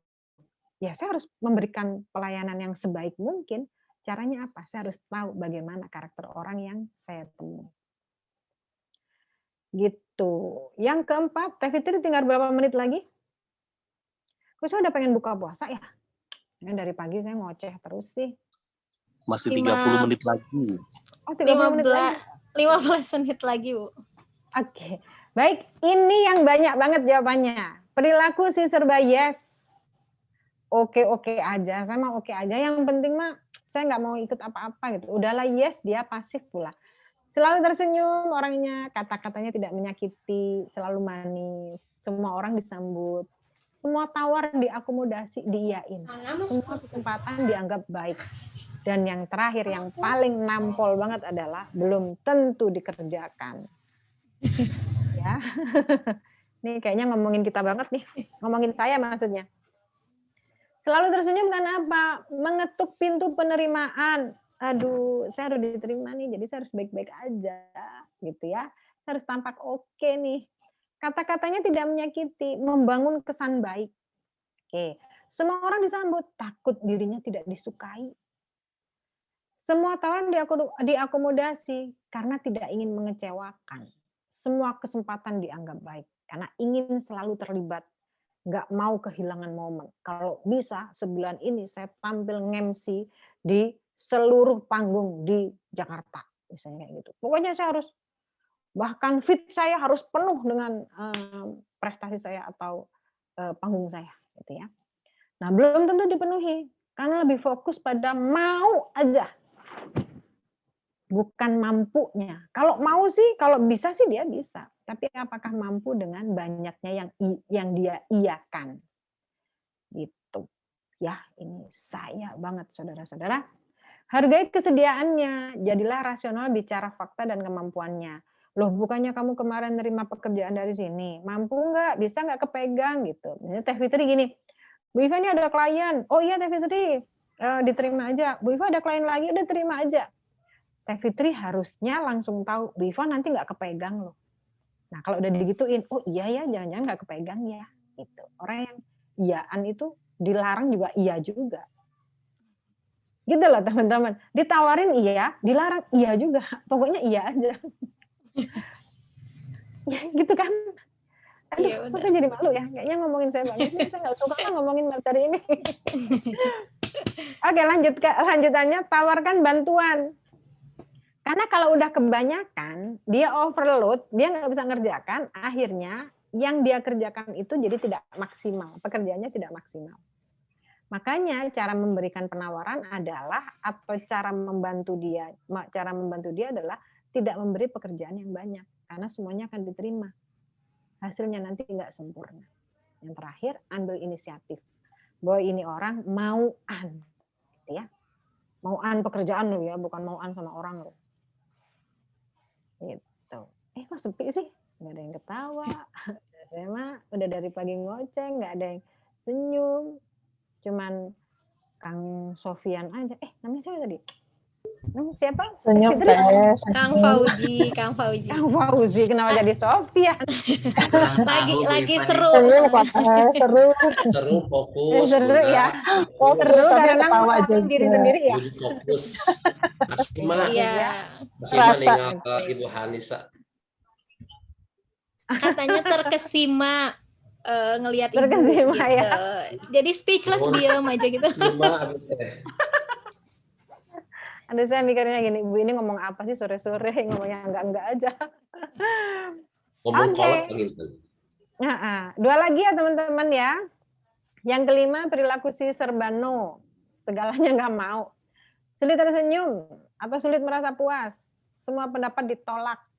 Aku nggak suka, saya mah nggak setuju, saya mah nggak sepakat, saya mah lebih suka yang itu, saya mah lebih suka sama yang ono, saya lebih cocok sama yang begituan gitu. Pokoknya nggak cocok semua sama kita. Ini ngeselin banget orang kayak gini. Orang nggak usah ditemenin lah orang kayak gini. Di sini ada nggak yang kayak gitu? Dikeluarin aja lah dari ruangan ini. Standarnya sulit dipenuhi, kurang menghargai upaya orang lain, keputusannya tidak mudah dipengaruhi oleh orang lain. Kita lihat kenapa nih orang ini sulit merasa puas itu karena berprasangka negatif. Nah balik lagi, ini dari pengasuhan sama dari perkembangan dia sampai dia dewasa. Biasanya orang tuanya selalu memandang negatif dia, nggak pernah menerima dia. Makanya di sini yang ibu-ibu, kalau ada yang udah ibu-ibu, kalau ada yang udah bapak-bapak, semakin sering teman-teman menolak prestasi anak atau selalu berprasangka negatif, jadi siap-siap anaknya nanti akan sulit diajak ngomong, gitu ya. Antara lain sulit diajak ngomong, terus dia menjadi pribadi yang nggak pede, ya. Semua pendapat ditolak karena tidak suka debat kusir, males lah, pokoknya aku paling benar. Ya. Standarnya sulit dipenuhi karena biasanya ditempa dengan pengalaman yang pelik dan berhasil dilalui. Jadi dia dari orang yang susah menjadi orang yang berhasil, itu pun dari cara dia yang jatuh bangun. Sehingga dia merasa bahwa aku ini sudah berusaha keras, aku ini sudah jungkir balik. Jadi aku nggak akan mau dipengaruhi oleh orang lain. Aku dulu hidupnya miskin banget, sekarang udah kaya, jadi aku nggak percaya dengan apapun. Gitu ya. Kurang menghargai upaya orang lain karena apa? Kurang dipuji. Balik lagi, ini masalah pengasuhan lagi. Yang terakhir, tidak mudah dipengaruhi keputusannya. Karena apa? Dia butuh bukti. Kenapa dia butuh bukti? Karena dia juga sudah berupaya semaksimal mungkin dalam hidupnya. Karena dia pernah susah. Ya. Kalau ketemu sama orang yang seperti ini, kita harus bicara yang masuk akal, tunjukkan bukti atau fakta, bersabarlah, atur nafas, gunakan otak depan, Jangan sampai otaknya digoreng ya. Otaknya tetap harus dipakai ya. Caranya menggunakan otak depan adalah gimana teman-teman? Diam 6 detik. Isinya apa, mengapa, bagaimana. Kalau muslim kita bisa istighfar. Innalillahi wa inna ilaihi rajiun. Ketemu orang kayak begini lagi. Astagfirullahalazim. La ilaha illallah. Pokoknya sebutin yang bagus-bagus. Nah, nyebutin yang bagus-bagus caranya harus dengan 3V. Secara verbal oke, secara visual oke. V terakhir saya lupa. Apa ya? Verbal, visual, apalagi satunya? Vokal. Apa? Verbal, visual, vokal. Visual, vokal. Iya, betul. Terima kasih. Verbal, visual, vokal. Jadi 3 tadi yang saya harus istighfar nih. Tapi istighfarnya ini, astagfirullahaladzim. Nah, itu tetap aja kita masih pakai otak bagian belakang. Jadi 3V tadi, verbal, visual, vokal. Kita astagfirullahaladzim. Tapi mata kita yang senyum gitu. Gitu. Kan keren banget kan? Akhirnya tampilan kita walaupun kita kesel tetap oke. Gitu, ya. Nah, sekarang seandainya ada yang nanya, terus Bu Iva, apakah kita hanya boleh menggunakan otak depan? Berarti otak kita yang bawah dan belakang nggak berfungsi dong. Tetap berfungsi, teman-teman. Ya, ini kita jadi ngomongin otak nih. Misalnya dipakai buat apa nih Bu Iva, otak yang bagian belakang yang bawah ini, si otak reptil? Kalau ada kondisi yang kita itu harus menyerang, bertahan, makan, minum, tadi kita harus pakai otak ini. Ada teman-teman dicopet nih. Jangan diam dulu. Apa, mengapa, bagaimana? Astagfirullahaladzim, innalillahi wa inna ilaihi rajiun. Si copetnya keburu jauh. Ya. Ada gempa bumi, nggak usah diem dulu, lari aja. Oh katanya Bu Iva, aku harus pakai otak depan karena aku manusia. Enggak, semua otak ada fungsinya. Ya, jadi lari aja. Kalau enggak, waduh keburu mati kita. Yang tengah dipakai apa? Pada saat kita sedih, boleh sedih, gitu loh. Kita sayang, kita kangen, kita rindu, kita boleh pakai. Tapi yang nggak boleh dipakai adalah pada saat kita menjadi bucin itu ada di sini nih. Terlalu lama, kita harus bisa ngasih waktu. Oh kayaknya dengan aku jatuh cinta seperti ini, aku menjadi tidak produktif. Aku harus menghentikan ini semua. Aku harus menggunakan otak depan. Gitu ya. Oke nggak teman-teman? Oke banget. Oke, tepuk tangan dong. Hebat. Biar seneng ya. Aduh, udah aus banget nih. Astagfirullahaladzim. Astagfirullahaladzim. Masya Allah. Oke, beri simulasi. Terus beri simulasi ini. Subhanaka ini kuntu minaz zalimin. Kan jadi keluar semua kan kata-kata ajaibnya. Nah, beri simulasi. Teman-teman orang yang serba no ini dia harus dikasih bukti. Ini karena orangnya ini tidak mudah dipengaruhi keputusannya. Jadi harus dikasih simulasi. Simulasinya itu tergantung dengan topik atau tema yang sedang kita perbincangkan dengan orang itu. Jadi kalau Bapak seperti ini atau kalau kita seperti ini, hasilnya bisa A dan B, Pak. Kemungkinannya seperti ini. Kalau kemungkinan A, resikonya seperti ini, konsekuensinya seperti ini. Kalau pilihan B, resikonya seperti ini, konsekuensinya seperti ini. Kita tinggal pilih mana yang harus, ya mana yang paling tepat untuk kita. Itu baru dia percaya. Kalau kita ngomong terus, dia nggak percaya. Karena dia udah paling oke. Gitu ya. Tetap bersikap respect agar ditiru. Ditiru apa? Ketenangan kita ditiru. Kesabaran kita ditiru.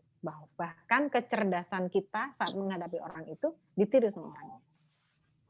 Gitu teman-teman. Ya, berapa menit lagi kita buka puasa? Ini haus pisan gitu ya. Yang keenam terakhir. Masih lama 1 jam setengah lagi di Lampung. Oh, di Lampung ya? Di Malang mah enggak. Di Malang udah Oh iya. 1 jam lagi. Di Bandung setengah jam lagi. Ya Kang Fauzi. Di Bandung setengah jam lagi. Satu jam lagi, 1 jam. Enak banget. Jam lebih lah. Jam setengah sama. Oke. Ya. Yang keenam ini yang terakhir, perilaku si pemeras. Tuh, itu meras cucian. Aduh, lihat air peresan aja kalau udah jam segini pengen mangap di bawahnya ya. Seger banget ya peresannya ya. Seger banget kayaknya. Duh. Tidak suka melihat orang lain senang atau santai. Ini ada loh teman-teman, ada bapak-bapak yang kalau anaknya lagi duduk-duduk nonton TV langsung bilang ini, nyapu-nyapu sana atau ngapain kek. Ya Allah, nggak bisa lihat orang santai banget ya. Sayang banget. Atau mungkin kita yang kalau ngelihat anak kita santai-santai ada aja perintahnya. Itu sebetulnya dia itu adalah pemeras, tipe pemeras. Ngerjain terus-menerus karena senang kalau lihat orang susah. Terus sering mengancam, kalimatnya membuat down. Tidak memberi kesempatan orang lain untuk memperbaiki diri. Ini hampir sama dengan yang pertama tadi. Ini teman-teman, bisa jadi orang yang si pemeras ini, kalau di psikologi namanya NPD, Narcissistic Personality Disorder. Jadi dia hidupnya terpusat pada dirinya sendiri. Betul ya? Betul sekali. Emang saya kalau jam segini itu udah agak-agak pinter. Tadi itu kemana? Enggak deh, kalau jam segini udah agak-agak ngaco. Jadi narcissistic personality disorder itu orang yang hanya menganggap dirinya paling oke, dia nggak suka ada orang lain senang. Ada lagunya kan, You Know I Can Smile Without. Bukan yang itu deh. Pokoknya dia nggak suka lihat orang senang. Nah itu liriknya itu hampir salah. Aku seneng lihat kamu sedih. Gitulah pokoknya tuh kan, saya jadi ngaco. SMS. Susah melihat orang senang, senang melihat orang susah. Iya. Nah, betul. Nah, itu ternyata termasuk si pemeras, ya. Tidak suka lihat orang senang karena apa? Pengalaman masa lalu yang tidak menyenangkan atau korban kekerasan. Ngerjain terus-menerus untuk menyalurkan dendamnya. Jadi dari yang pertama tadi karena dia korban, dia pengen menyalurkan dendamnya.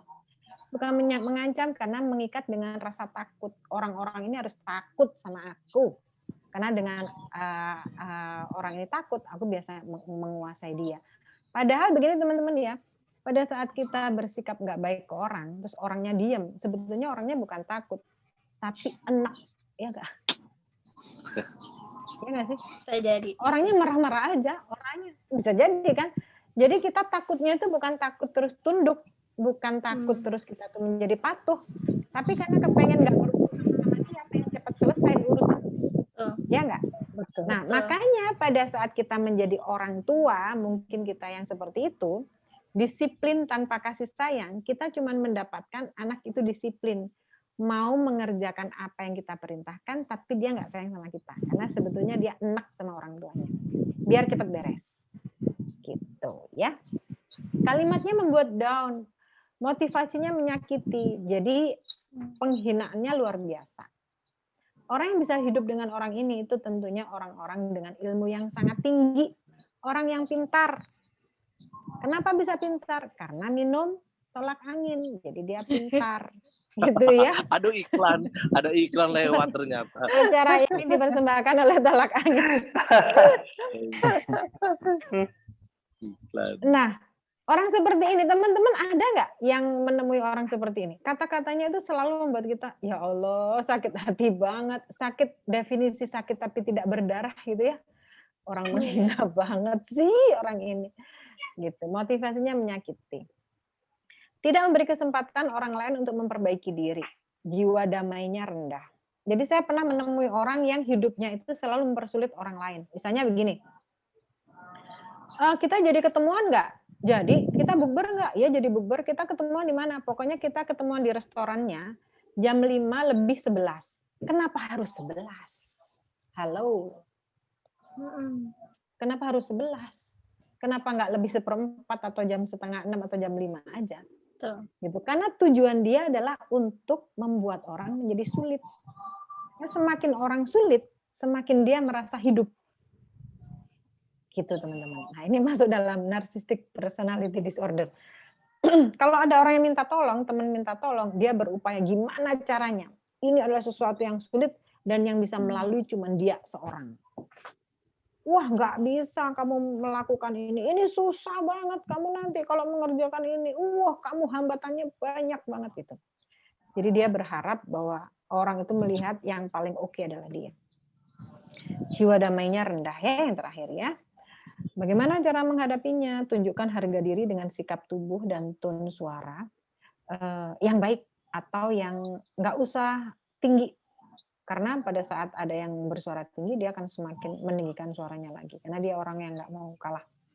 Minta penjelasan secara objektif dan sesuai ekspektasi.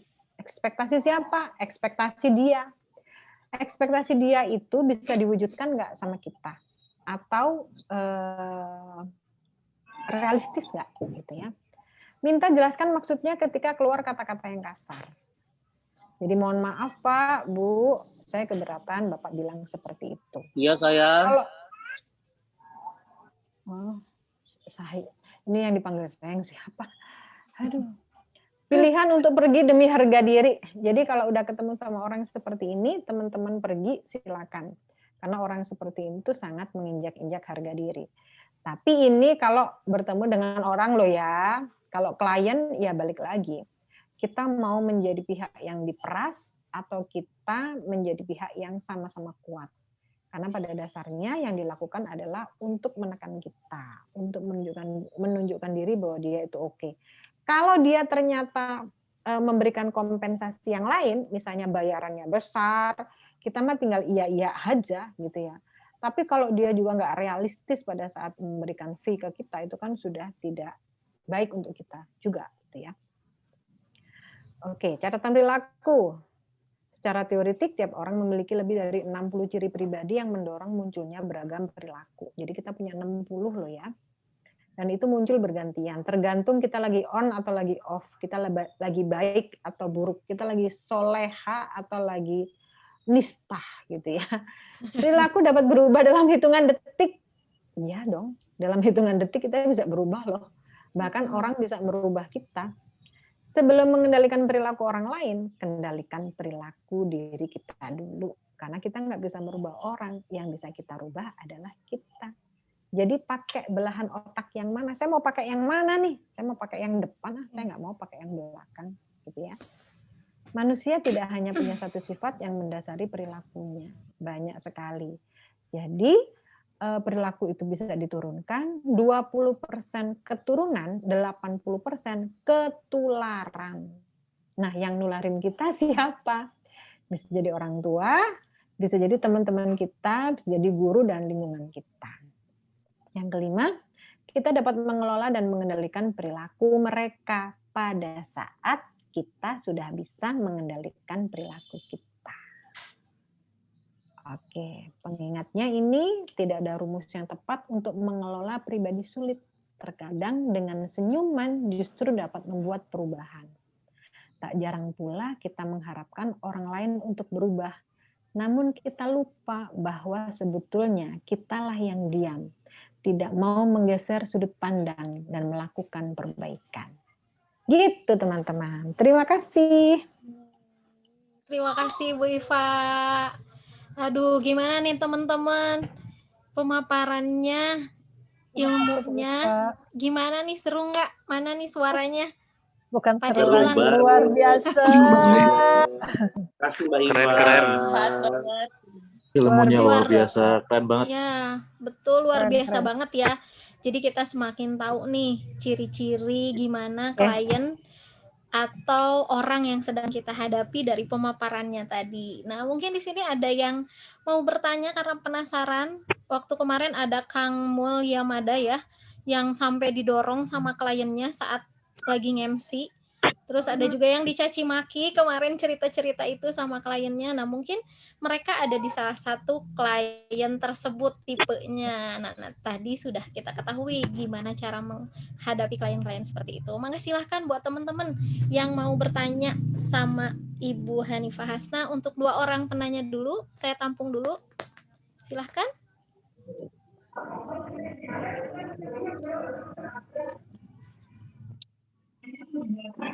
Teman-teman ada yang mau bertanya? Ada yang mau nanya? Ada yang mau diceritain? Atau ada yang mau bercerita? Sedikit berbagi ya dari Lampung. Ya, silakan. Sorry ya Mana.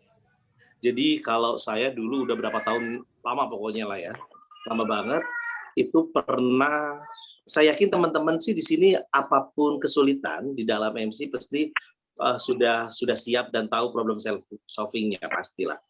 Dan itu yang saya lakukan. Jadi saya waktu itu pernah nge-MC di sebuah event, ya maklum lah ya, di sana banyak pejabat-pejabat. Ini jadi kamu MC-nya, kamu yang mau MC, kayak gitu kan. Udah di awal itu udah didonin banget, udah ngedon banget. Tapi di situ saya istighfar sama bismillah sama mencoba untuk stay cool lah ya, coba untuk tersenyum walaupun senyum paksa, ya. Berusaha mengolah emosi kita untuk supaya kita berusaha seolah-olah tidak melawan, tapi ya mengatakan dengan tulus, ya saya MC-nya tapi tidak dengan kata-kata. Langsung, iya Pak, saya MC-nya, tapi sikap kita itu sikap yang menunjukkan, oh iya saya MC-nya ini Pak. Sempat intinya sih saya tangkap di situ diremehkan, karena rupanya di salah satu event itu katanya ada MC senior, MC yang sudah melalang buana lah. Nah, dari situ saya bismillah, istighfar, berdoa aja dan coba berusaha menjadi diri sendiri. Tapi alhamdulillah begitu saya sudah ngomong lewat mic, waktu itu acara wedding juga. Selamat pagi Bapak Ibu, hari ini keluarga besar yang kami hormati, blem lah. Di situ baru orang wow, dan alhamdulillah dapat apresiasi sih dari orang yang menurut saya merendahkan saya dan juga meremehkan tadi. Itu ya alhamdulillah, itu aja sih teman-teman, itu yang kenangan MC saya yang tidak pernah saya lupakan. Wow, keren banget. Jadi intinya disikapi dengan tenang ya Kang ya. Abang karena dari Lampung, disikapi dengan tenang ya Bang, dan dikasih senyuman, dan kita buktikan cibiran orang-orang itu dengan kinerja kita yang terbaik di atas panggung. Ada jadi lagi mungkin bagaimana cara menyikapinya saja. Oke. Iya. Saya boleh sharing juga nggak teman-teman terkait dengan cerita dari Abang Joy? Boleh banget dong, Bu Iva, silakan. Boleh. Nah, saya juga pernah diperlakukan seperti itu pada saat saya jadi narasumber di ILC. Jadi begitu saya mau masuk ke ruangan, sama krunya saya di stop. Ibu siapa gitu? Ibu mau kemana? Saya mau masuk. Ini ruangan narasumber. Saya narasumbernya tuh dilihat. Ibu terlalu muda. Hello. Narasumbernya udah sepuh-sepuh semua. Yang berdua aja, masa muda salah sih gitu. Jadi ada perasaan gini, saya nggak dipercaya gitu. Tapi seperti yang Abang tadi sampaikan, yang harus kita lakukan adalah memberikan sikap terbaik. Dan kita nggak perlu harus dendam, rasain lu ya, gua dong ini narasumbernya. Sikap terbaik aja. Karena sebetulnya pada saat kita melakukan hal baik itu kan harusnya tidak ada alasan, bukan karena apa-apa. Ya kita memang harus melakukan hal baik, gitu kan gitu. Pada saat sudah masuk ya yang harus kita lakukan adalah memberikan yang terbaik pula, menunjukkan kapasitas kita di tempat itu. Nah itu sedih banget ya Bang ya, digituin ya. Ya Allah, orang ini nggak percaya banget sih gitu. Saya juga pernah menangani kasus salah satu menteri lah ya. Begitu dia masuk ke ruangan, terus konselornya masih muda, dia bilang begini, ini konselornya, sambil lirikannya begitu, itu down banget loh ya, secara manusia. Aduh, ini bisa atau enggak, ini orang kok sombong banget. Emang hantaman pertama itu emang kaget banget, aduh, jangan-jangan aku nggak bisa. Tapi yang kembali lagi, sikap terbaik adalah penyelamat kita. Iya. Betul. Jadi kuncinya mah sikap terbaik ya yang kita miliki dimaksimalkan. Iya. Karena baik itu nggak ada alasannya. Baik ya baik aja, bukan karena untuk ini itu. Betul sekali, Bu Iva. Kata Teh Lesti dari Bandung, Bu Iva pernah down juga ya katanya. Pernah dong. Jadi teman-teman, ada kondisi begini, ada kondisi yang istilahnya itu koktail, dangerous cocktail. Teman-teman tahu dangerous cocktail? Dangerous cocktail itu adalah, bayangin aja, koktail itu kan sesuatu yang menyegarkan, sesuatu yang adem gitu ya, enak banget. Tapi kenapa bahaya? Itu biasanya kondisi di mana kita terlalu dipercaya sama orang, sementara kita agak nggak percaya sama diri sendiri gitu loh. masa sih aku bisa, aku nggak bisa deh gitu. Itu dangerous cocktail. Akhirnya kita menerima karena kita nggak mau kehilangan momen. Padahal kita nggak mampu gitu loh. Tapi orang di sana menganggap kita mampu. Jadi apa yang harus kita lakukan? Kita jadikan si koktail ini benar-benar enak, bukan dangerous. Jadi apa yang harus kita lakukan? Menaikkan kapasitas. Oh, orang di luar sana mempercayai. Aku merasa nggak pede, aku merasa nggak mampu. Berarti aku mampu. Bagaimana caranya? Ya aku harus belajar. Nah itu down juga gitu. Jadi kalau nggak ada support systemnya mah nggak beres. Gitu teman-teman. Kirain saya tadi pas mau masuk ke TV One, ini nggak boleh masuk, Anda terlalu mempesona gitu, enggak ya? Terpesona. Terpesona. Nah, selanjutnya silahkan ada Uni Winda nih dari Padang ya kalau Uni ya, yang mau bertanya sama Bu Iva. Silahkan Uni. Iya, Mangga, silakan. Ya, terima kasih. Maaf off kamera ya Mbak Iva, teman-teman semua. Iya, Mangga, silakan Uni. Iya, terima kasih. Assalamualaikum warahmatullahi wabarakatuh. Waalaikumsalam warahmatullahi wabarakatuh. Iya, perkenalkan saya Uni Winda. Memang dari Padang, tapi tinggalnya di Jakarta. Salah satu temannya Kang Fauzi. Aduh, saya benar-benar ini juga nih Kang Fauzi. Terima kasih ya udah bisa hadir di webinar ini. Mbak Iva, gini, dalam perjalanan karir dan hidup saya, sering mengakomodir orang-orang yang seperti Mbak Iva tadi ceritakan, yang intimidasi, ya pokoknya yang intimidasi lah ya. Tapi waktu masih muda itu menjadi semangat buat saya untuk membuktikan saya nggak seperti yang kamu kira gitu. Saya nggak akan bisa mengikuti apa intimidasi kamu. Justru nanti saya bertekad untuk menjadi lebih baik sehingga sang intimidator ini nggak mengintimidasi saya lagi, justru berbalik mengapresiasi gitu kan. Nah, sepanjang perjalanan karir MC dan juga perjalanan hidup lah ya, saya tuh bergelut lah dengan kondisi itu, dan alhamdulillah saya mendapatkan hasilnya. Yang tadinya misalnya yang tadinya melihat sebelah mata, akhirnya bisa mengapresiasi gitu. Tapi namanya juga karena kita manusia ya, di usia saat ini saya 48 tahun, di mana bagi saya tuh menerima intimidasi lagi tuh kayaknya udah secara mental ya, udah nggak siap lagi gitu loh Mbak Iva. Akhirnya saya cenderung untuk ya sudah, saya jauhi aja ini gitu kan. Itu salah nggak Mbak Iva ya? Terima kasih, itu aja. Oke. Assalamualaikum. Waalaikumsalam. Uni Winda, Teh Fitri boleh langsung dijawab? Boleh. Iya, silakan. Oke. Baik, Uni Winda. Kenapa dulu pada saat diintimidasi langsung timbul perasaan positif, dendam positif gitu ya. Dendam positif itu pada saat kita bisa membuat orang yang menyampaikan sesuatu negatif kita ubah. Kan gini, yang bikin kita nggak nyaman itu kan kalau pikiran kita negatif kan. Jadi kan pikiran itu nyambung sama perasaan, nyambung sama perbuatan. Pada saat kita diintimidasi, kita dikatain kamu nggak mampu, kamu itu nggak layak, itu kan pikiran kita langsung gini, oh iya, aku ini bukan siapa-siapa. Ini kan pikiran kita negatif. Pada saat pikiran kita negatif, perasaan kita jadi ikut-ikutan negatif. Sehingga perilaku kita menjadi negatif pula. Itu udah nyambung tuh. Jadi kalau kita perasaannya pengen jadi positif, pikiran kita jadi positif. Makanya tadi Uni Winda bilang, saya bilang, orang-orang ini sekarang mengintimidasi, saya harus merubah menjadi prestasi. Berarti kan ini diaktifkan dulu kan? Sehingga perasaannya jadi lebih nyaman, jadi lebih kuat. Lalu mewujudkan dengan prestasi gitu ya. Nah, kenapa sekarang nggak bisa? Karena sekarang Uni Winda hampir sama sama saya sedang mengalami krisis paruh baya yang perasaannya jadi lebih cepat terluka karena mengalami kelelahan secara psikologis maupun kelelahan secara fisik. Selama ini kok ngalah terus ya gitu ya. Selama ini aku sudah berbuat ini itu loh. Selama ini aku selalu melayani loh. Jadi ada kondisi-kondisi yang kita menjadi krisis. Krisis itu ada macam-macam.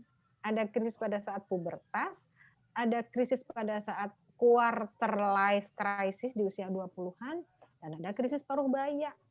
Nah, krisis paruh baya ini yang merusak semuanya kalau kita tidak punya tempat untuk aktualisasi diri, support system yang baik, kelompok-kelompok yang membuat kita menjadi nyaman, tempat-tempat yang membuat kita menjadi ada waktu untuk receh time. Ini membuat kita menjadi lebih merasa cepat tersinggungan atau lebih cepat down. Gitu Uni Winda. Jadi bagaimana, apakah pertanyaan Uni Winda adalah apakah wajar? Sangat wajar karena saya pun ada kalanya seperti itu. Yang support saya adalah salah satunya Teh Fitri. Jadi kalau gaulnya sama anak muda, kita jadi agak-agak, aku nggak tua, aku masih muda gitu. Bisa ngereceh bareng ya Bu ya? Bisa ngereceh gitu. Iya. Jadi biar kita tetap waras, itu ada kebutuhan, ada 5 waktu.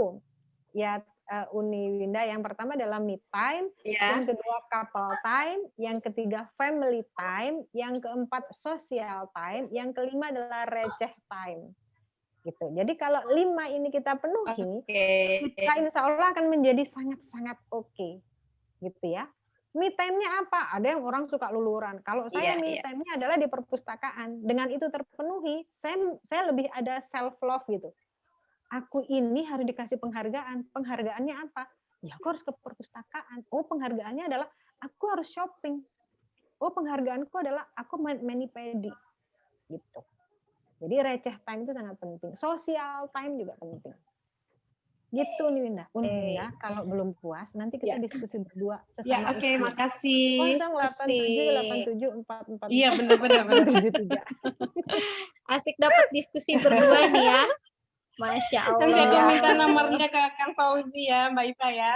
Iya, boleh silakan. Boleh. Ya, terima kasih. Mungkin satu lagi penanya ya, Bu Iva, karena waktu juga dari Teh Lesti dari Bandung. Teh Lesti nyanyi dulu atuh. Oh bukan ya, salah. Itu Lesti Kejora. Nah ini pertanyaannya seperti ini. Gimana cara ngehadepin klien yang sensitif? Sensitif itu buat garis 2 atau garis 1 bukan? Bukan. Baperan kali ya, sensitif itu baperan. Sensitif itu yang seperti apa? Ngambekan gitu maksudnya? Mana Teh Lesti? Tersinggungan. Bisa jadi. Baperan, oke. Ya gimana Teh? Sensitifnya gimana Teh? Kalau sensitifnya itu misalkan sama dia nggak dikerjain, saat sama kita dikerjain terus kita dikritik terus, nah kayak gitu, baperan seperti itu ya maksudnya. Suaranya kedengar nggak Bun? Nggak ada suaranya Teteh. Kurang jelas Teh. Itu tipe pemeras tadi itu. Oh jadi setiap apa yang dikerjain sama Teh Lesti itu di matanya itu kayak nggak bener terus gitu Bu. Salah terus mungkin gitu ya. Oh gitu. Berarti Teh Lesti namanya harus diganti. Lesti Celalu Calah. Jadi sepertinya itu bukan sensitif ya Teh ya. Berarti itu apa coba? Kalau kita lihat dari 6 kriteria orang susah tadi, berarti dia termasuk orang yang mana? Tipe yang pemeras. Tadi pemeras tadi. Yang suka intimidasi orang. Ya. Oke, coba kita lihat lagi yuk. Harus diapain nih orang seperti ini? Berarti dia kan bukan baperan. Baperan itu hanya wujudnya aja. Dibinasakan. Nih. Dibinasakan. Tunjukkan harga diri. Harga dirinya gimana? Ibu, mohon maaf, ini sesuai dengan kesepakatan saya harus melakukan ini. Ini sudah ada tulisannya. Jadi, tunjukkan bukti pada saat akan melakukan suatu pekerjaan. Bahwa ada listnya 1, 2, 3, 4. Jadi, dia nggak ada kesempatan untuk marah ke kita terkait dengan apa yang sudah kita kerjakan. Karena ini, dia tujuannya kan harus menyalahkan orang. Nah, kita nggak akan salah kalau kita punya bukti, catatan-catatan, gitu. Terus jangan selalu merendah, karena dia berharap ada yang direndahkan. Jadi jangan selalu merendah. Tapi bukan berarti kita menjadi pemeras juga, tapi kita tetap harus bisa menyampaikan dengan cara yang baik. Sikap terbaik kita harus kita keluarkan, gitu. Nah, minta penjelasan secara objektif dan sesuai ekspektasi. Ini yang kedua. Jadi Ibu maunya seperti apa? Oh baik Bu, saya catat, nanti lain kali saya akan melakukan lebih baik lagi. Atau saya akan melakukan sesuai dengan permintaan Ibu. Semua dicatat. Ya, kalau bisa si ibunya suruh tanda tangan juga. Jadi kalau melakukan, sudah dilakukan, terus ternyata si ibunya menyalahkan, kita punya bukti. Ini waktu itu ibu bilang seperti ini, saya melakukan pekerjaan sesuai dengan kesepakatan yang sudah kita lakukan. Jadi semua harus ada kesepakatan dan ada apa ya? Ada bukti. Gitu, Teh Lesti. Mana Teh Lestinya? Teh Lesti mana? Bagaimana Teh Lesti? Siap, katanya sudah ditulis di kolom chat. Siap, Ibu. Oke, baik. Ya. Kalau kurang puas nanti boleh ditanya ke Teh Fitri ya. Ya, Teh Lesti nanti kita chatan lagi ya. Oke, nah alhamdulillah teman-teman semua karena waktu juga yang udah nggak sabar mau pada buka dan mempersiapkan buka. Iya, betul sekali. Betul sekali. Jadi alhamdulillah banget nih untuk hari ini tuh bener-bener materinya daging banget ya, akang-akang, teteh-teteh, abang-abang, mbak-mbak Uni semuanya mudah-mudahan bisa jadi apa ya buat kita tuh jadi kayak guide-nya gitu. Gimana sih cara ngadepin klien gitu. Kalau saya rangkum di sini sih yang satu itu ketika kita ketemu klien itu harus mengidentifikasi kliennya itu macam apa dulu.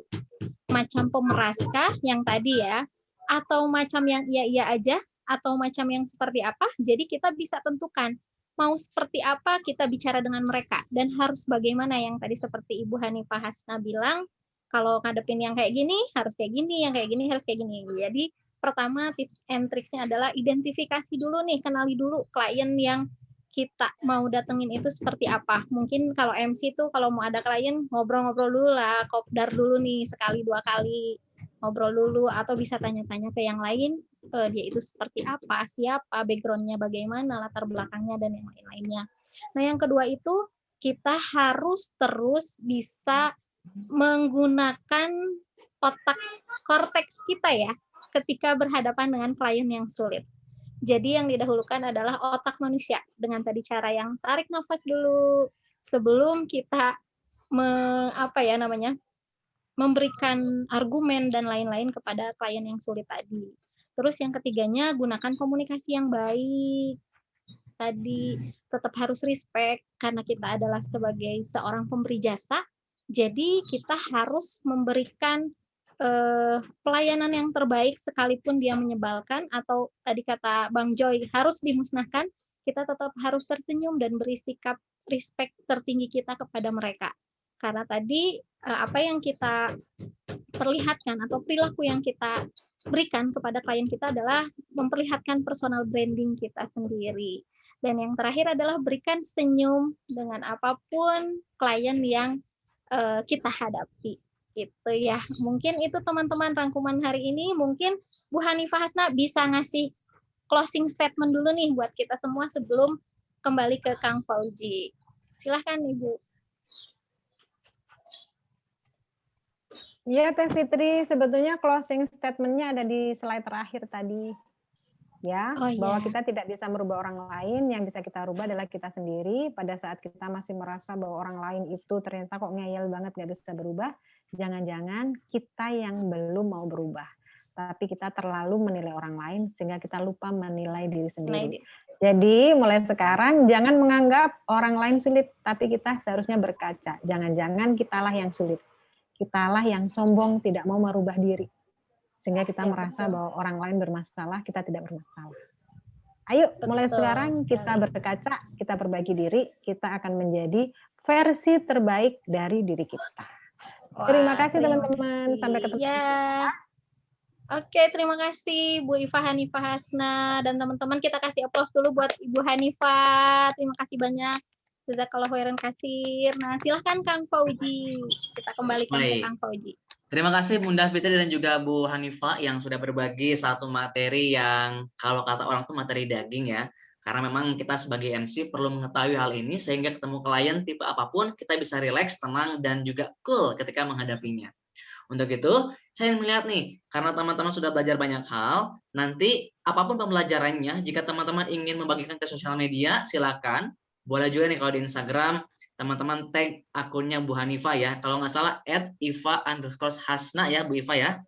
Nanti boleh juga tag account Street Smart Master of Ceremony. Kalau teman-teman ingin membagikan ilmunya. _Hanifa. Oke, diulang lagi Bu. Iva underscore Hanifa ya kalau mau tag di Instagram. Atau teman-teman selain ingin berbagi ilmunya di grup WA, langsung tulis saja di grup WA, karena sejatinya ilmu itu akan terus diingat, akan terus akhirnya lama tersimpan kalau kita amalkan, aplikasikan, dan bagikan. Terakhir, saya ingin melihat wajah teman-teman semua, wajah klien happy, wajah MC bahagia, dengan berfoto bersama di sesi terakhir ini. Jadi silakan, saya ingin mengajak teman-teman membuka kameranya yang sudah siap, nggak harus make up dulu, nggak harus touch up dulu, wajah real apa adanya ya. Kita akan abadikan momennya pada sore hari ini bersama Bu Hanifa Hasna. Oke, saya akan tunggu sampai hitungan kelima. 5, 4, 3, 2, 1. Kalau chat sementara saya off-kan dulu biar tidak ada pop-up sehingga kita fokus foto dulu. Siap ya? Terima kasih yang sudah on cam. Di layar pertama dulu. 1, 2, 3. Oke, sekarang yang kedua. Satu lagi, tahan. 1, 2, 3. Baik, terima kasih banyak teman-teman semua. Nah, setelah ini kira-kira teman-teman tertarik belajar apa lagi nih? Ingin tahu apa lagi? Nanti boleh langsung usulkan di grup WA Street Smart MC. Untuk sore hari ini kita akhiri saja, ucapkan hamdalah bersama-sama. Alhamdulillah. Dan selamat berbuka puasa. Menantikan berbuka puasa. Selamat berbuka puasa. Di webinar selanjutnya. Pak Bunda Fitri, Kang Fauzi. Makasih ya. Makasih Kang Fauzi. Terima kasih Bu Iva. Kang Fauzi. Bu Rini, Bu Iva, Kang Fauzi. Assalamualaikum warahmatullahi wabarakatuh. Silakan. Terima kasih semuanya teman-teman. Waalaikumsalam.